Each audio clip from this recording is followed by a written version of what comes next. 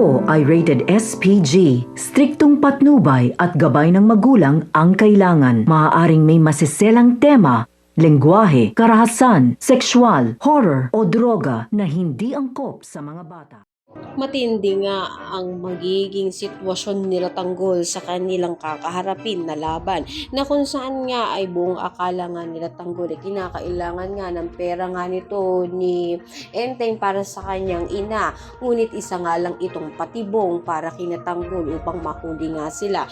Ngunit dahil sa galing sa pakikipaglaban nila Tanggol at ang kaibigan nga niya ay hindi nga sila nasukol ng mga kapulisan, ngunit hindi pa nga ito natatapos ang kanilang laban dahil may isa pang alas itong si Rigor laban kina Tanggol, na kung saan hawak nga nito ni Rigor ang ina nito ni Enteng na wala nga sinasabi si Enteng upang hindi nga niya makita na ang kanyang ina ay mapas lang nito ni Rigor. Dito nga mailalaglag niya nga ang mga kaibigan nga niya na kung saan nga ay magkakawatak-watak na nga sila sa gagawin nito ni Rigor sa paghihiganti nga niya sa pagkawala nga nito ni Santino.